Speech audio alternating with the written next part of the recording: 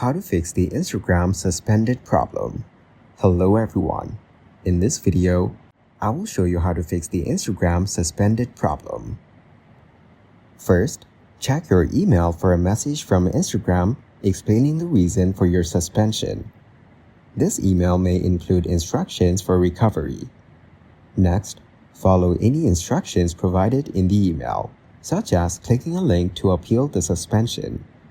If you didn't receive an email, go to Instagram's Help Center and use the My Instagram account was deactivated form to submit an appeal. Provide your username and any supporting information. When filling out the appeal, be honest and clear about the situation, explaining why you believe the suspension was a mistake.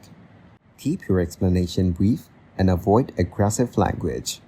After submitting the appeal, wait for a response from Instagram. The review process can take a few days to weeks, so be patient and avoid submitting multiple appeals to prevent delays. Thank you guys for watching this video. Hope you got some value.